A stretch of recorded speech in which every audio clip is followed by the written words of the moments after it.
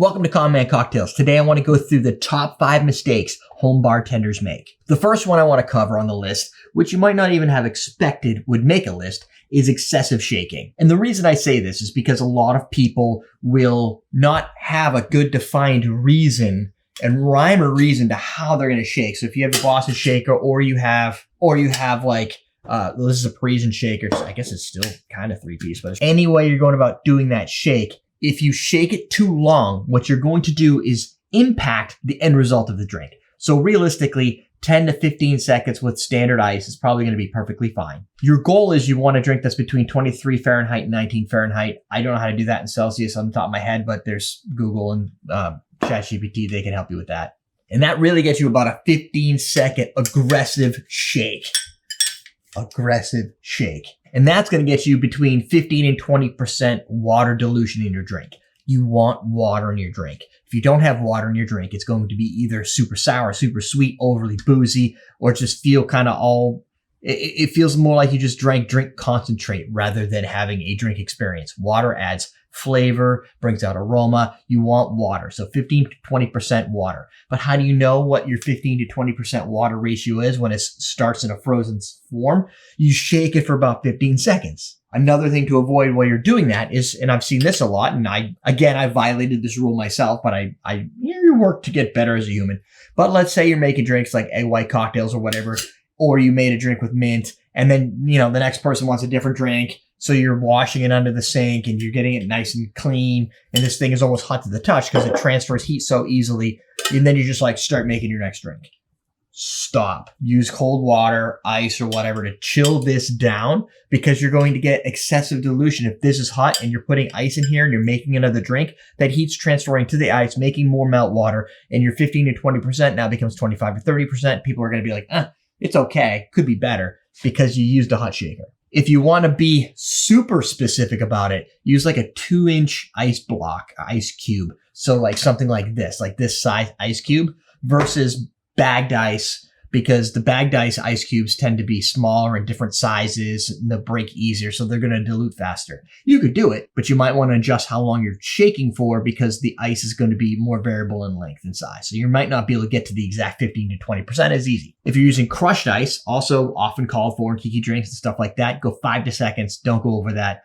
The dilution is going to continue to happen within the drink anyway, and the drink is going to be super cold really fast, lots of surface area in the ice, so the melt water is going to really get in there. You're going to feel that shaker start to freeze up anyway. You also find out if you don't use those hot shakers and you do use larger pieces of ice, you'll get a nicer foam if you're making whiskey sours because the foam's going to have a thicker foam on top versus using smaller ice or crushed ice, and the foam isn't going to be nearly as rich and cool. If you want to use ice that's even bigger than that, add a few smaller ones in there to help move it around to make up for the fact that there's a big cube tumbling around inside and it's probably not doing the same job. Next, what you don't want to do, number 2, is you don't want to use bad ice. And what is bad ice? There's a lot of things that make bad ice. The one you're probably thinking of, I'm going to actually say third. So the first thing that you can count as bad ice is the stuff that your refrigerator makes. And I'm saying this knowing you're going to use it anyway. But at least if you know why you shouldn't be using it, you can say, look, this is why I'm doing this. The problem with that ice is it tends to be airy, creates a lot of airtight locks in it. A lot of minerals get added into it. You'll notice because the ice will be usually in a half moon shape and it's super white. All that whiteness is air. And the reason that that's bad is because the air tends to make for fragile ice. So the minute you start shaking that thing, it breaks apart into tiny little pieces. It dilutes into water instantaneously. And it's not doing its actual effect, which is to bring the temperature down without adding a massive amount of dilution. And it could, with the minerals, it could impact the flavor. I don't know if that's really the biggest of concerns, though. Number 2, you shouldn't really use bagged ice. It's really made for a cooler to cool things as you travel and stuff. Good for sodas, putting your cans of soda on top of them. But for making cocktails, it's not the best. I use it on the show a lot because it's super convenient and there's a trade-off for everything. But it's irregular ice cube shapes. It's going to break. It is clear, so that's a good additive. But because of its size, it tends to melt fast. So you can almost constitute a lot of that as crushed ice, especially when you get to the end of the bag. The beginning of the bag, you usually get some bigger chunks. As you get lower and lower, it starts to turn into more of a crushed ice. So 15, 20% dilution kind of gets lost when you don't have anything to control the dilution rate. And of course, the last being, when you fill these things up, you put them in your freezer, you leave them there for 4 months, and you're like, oh, I want to make a cocktail. And they're half half gone, right? Because they've actually dehydrated out. What you're left with is usually all the minerals, the funk from your freezer, onions, garlics.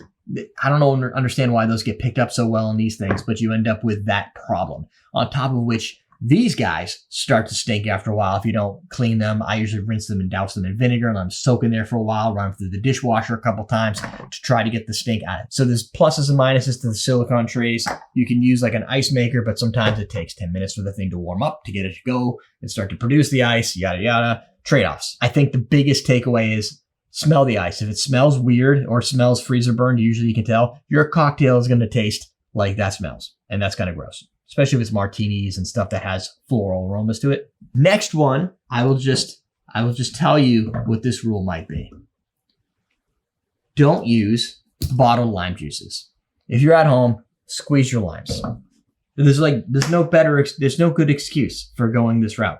This is super convenient, super gross, doesn't really taste like what you want it to. If you're a pirate or you're in the British Navy in the 1600s and you're trying to avoid scurvy, so you have to get some sort of vitamin C and lime and it needs to be able to make the travel, fine, do what you want. But we're at home. Get yourself some limes and squeeze them. The problem with stuff like this, tons of preservatives, doesn't have the same pH balance, and it can give you a plasticky or metallic taste. It also has like zero zestiness. Some of them might have artificial colors and flavors as well. I'm not going to call it any names, but if they exist that way, it's probably easier just to stay away. But not all is lost. There are products out there that people try to make that are better, but we'll talk about that in a second. The next issue I wanted to mention was just that pH. Let's think about the pH for a second. The pH of a bottled product like this tends to be like 2.8, 3.0. I don't know if it has to do with the preservatives and all the other ingredients in it. If you notice, the ingredients of this product is larger than the actual label itself. The pH is a little bit higher and you want more acidity and more pH to be lower because you're going to get more fresh, zippy brightness from it. Like when you're making your margaritas and your daiquiris and you want that like little zingy, like fresh taste, you're going to need to use fresh lime. If you have to go with bottled, I hear bartenders tend to like the cold pressed products. I don't know exactly what the brand names would be for those, but you could look for cold pressed or look on Amazon or buy lime juices on Amazon that come pre-frozen or buy them anywhere. I would go with the ones that have the least amount of ingredients. So like less preservatives or no preservatives. And like the list of ingredients is like water, lime or something like that. Stay away from the lime concentrates and stuff like that. Go with just pure lime. Or you could do what I do, which is not perfect again, but there's trade-offs. I squeeze my limes way in advance.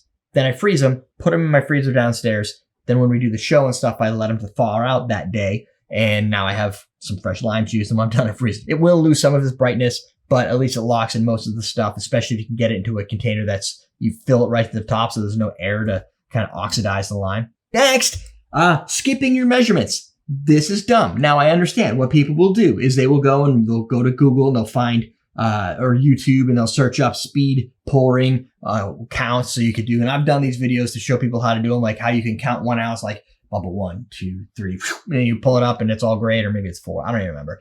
The problem with speed pouring is it's not going to be very accurate. And you're already writing your comment. You're like, it is, Derek. It's very accurate, blah, blah, blah. I've seen a guy that can do this. Yes, there is a guy that can do that. It's not you. And if you can speed pour and you can do it with that amount of accuracy, I don't know why you're watching this video.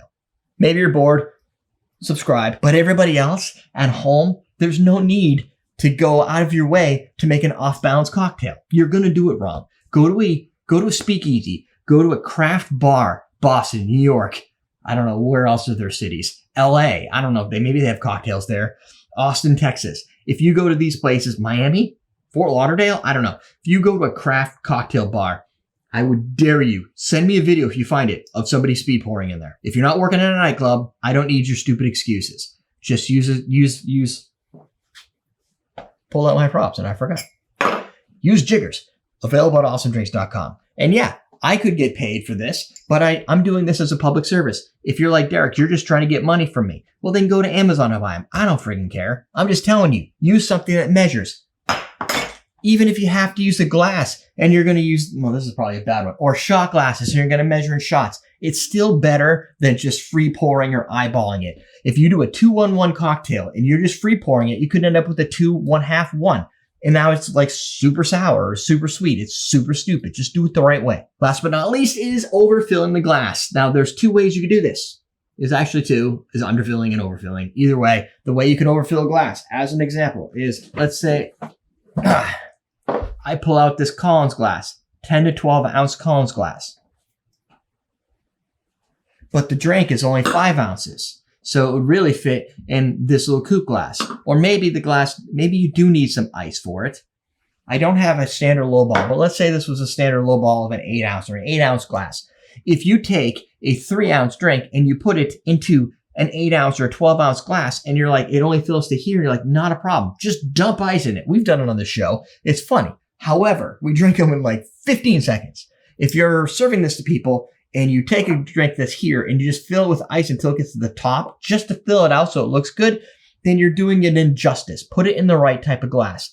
If it doesn't even need ice, you put it in one that doesn't use ice, or put it into a smaller vessel that fits it with the appropriate amount of ice. Because if by adding more ice to it, all you're doing is elongating the drink, you're over-diluting the drink, and it's going to taste flat and watery the minute somebody decides to have a conversation while holding it in their hand. The other way you can do this wrong or do it injustice is, let's say you pour a drink and it's like up to here, and you're like, well, there's no room for ice, so I'll just put a cube on top.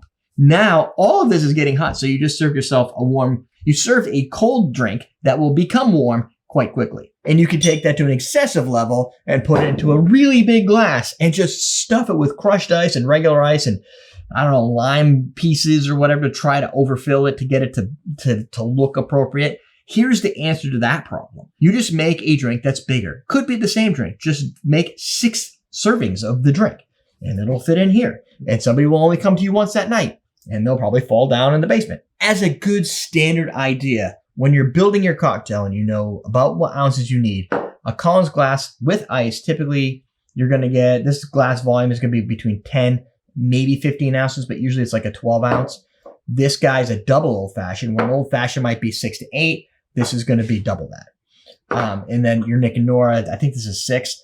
Typically you want to leave a little room in it. Don't fill it right to the top because it's obnoxious. And, well, that's really why. And you can't carry it anywhere because you end up having to like sip it before you get there. And if you're going to sip it before that, just give him a shot glass, let him shoot the other piece. Scoops come in all different shapes and sizes. This is a 4.5 to the brim.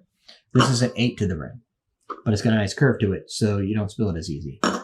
These ones are super popular, great for champagne, great for smaller cocktails, but I find that if you pour a drink into here and you hand it to somebody, they hand it right back to you and go, can I have another? So there you go. 5 tips for people making cocktails at home to help you make a better drink. And if you have questions or other ideas for videos you'd like to see, write them in a little blurby thing down below. Also, subscribe to the show. Don't forget, awesomedrinks.com if you're looking for glassware, cocktail barware, mats, some bitters, bartender starter kit. You know the drill. Link below. We're teaching you how to drink.